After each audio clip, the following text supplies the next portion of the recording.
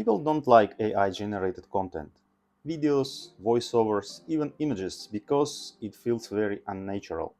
And the more realistic it gets, the more people push back against it. Earlier versions of AI content, especially images and videos from a few years ago, looked awkward and accidentally funny. They could actually entertain viewers. People would laugh and say things like, "Oh, this looks so silly, the person has 6 fingers." But as AI content gets closer to looking and sounding like a real human, I'm noticing a different reaction. It's getting harder for people to quickly tell that something is made by AI. But the moment they do notice it, they tend to lose interest completely. I see many comments on YouTube from people who unsubscribe from channels as soon as they understand that the person on the screen isn't real. That's why I decided to show up on my channel as I really am, to show that I'm a real person and to stop using artificial voice for my videos. Yes, English is not my first language and I don't speak it perfectly, but I don't think that that's something I should be ashamed of. Hello and welcome to my channel. Here I show the progress on my personal side project, a small game that I'm building with the help of artificial intelligence. At the start, this project was meant to be a hobby where I would do all the programming myself because I truly enjoy writing code and building software. The idea was to work without using AI for the main development and only use AI for making images, 3D models, and audio. However, I have now realized that things went differently than I expected, and I see several parts of this approach that I will probably change and adjust going forward. Of course, I will not be able to fully stop using AI for making content. With almost zero budget for this project, I simply have no other choice. I cannot afford to buy everything I need, including all the assets required to create the kind of complete game I have in my mind. So I've decided that I will only change and adjust certain parts. The first thing I know I will not use AI for is music. No matter how much I've tried on different platforms, the music always, absolutely always sounds unnatural. For that reason, music assets, especially the background music, must be made by people. It needs to be calm, steady, and fitting the game's mood. I've already found many places where I can buy music content made specifically for game backgrounds.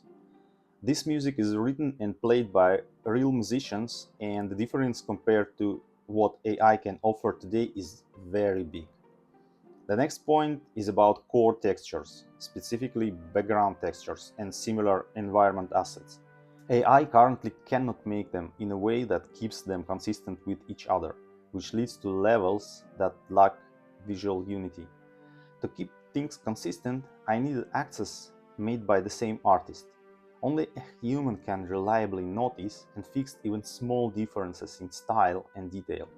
As a result, the AI-generated assets and the assets I ended up buying and now use in my game are dramatically different in quality.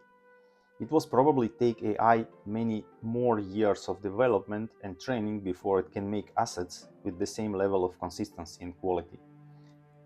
AI must not be used under any circumstances to create a game's user graphic interface. The problem here is again consistency. AI will never produce a complete, stylistically matching set of UI elements. This can only be done by an artist, and specifically one with relevant experience. Take for example the assets I ended up buying for my game. Do you think the AI could create the same level of quality and consistency? In my opinion, it absolutely cannot. And finally, I will not be using artificial intelligence to generate assets directly as flat images. I have already generated a large number of such assets, and I am now planning to redo all of them because they lack consistency. My approach will be based on 3D generation. Specifically, I will generate a 3D model either with the help of AI or by using existing models from library, pick a fitting texture and then render the needed 2D slices from it. This way of working will let me keep visual consistency across the whole game. Now let me explain how I plan to keep using AI going forward. The area where I probably keep using AI is making 3D models. At this point, I don't see a realistic alternative to AI. I can't say that Meshi, the tool I'm using, makes perfect 3D models, but it allows a technique that is otherwise not available to me. I am not a 3D artist and I simply can't make better models than what the AI can generate. By running a large number of tries, I eventually get a result that meets my needs. I also see this process as using AI mainly to create a kind of background assets similar to using AI generated code at the starting point. What the player actually sees is a 3D model that I improve myself in Blender where I create the animations. While I don't do initial drawing, I'm responsible for the animations and overall concept. Because of this human input and creative control, I don't consider the final asset to be 100% AI generated content. In my view, this approach is acceptable, at least for now, since I currently have no better option. Another area where I plan to use AI is making cutscenes for the game. The main reason is the same. I don't have enough experience in producing animations. Hiring professional artists and animators would require a big increase in the game's budget, which I'm not ready to do at this stage. However, in the future I may rethink this approach. At the very least, I plan to eventually remake all cutscenes so they are fully made within the game engine itself. And there is one more case where I think using AI makes sense and where I plan to use it: NPC voiceovers. Partly this is because I simply cannot afford to hire professional voice actors. The costs are very high, and partly it's because NPCs are artificial by nature. With that in mind, having them voiced by artificial voices seems quite logical. Of course, artificial intelligence will never make them sound exactly like real actors. For example, listen to this sample.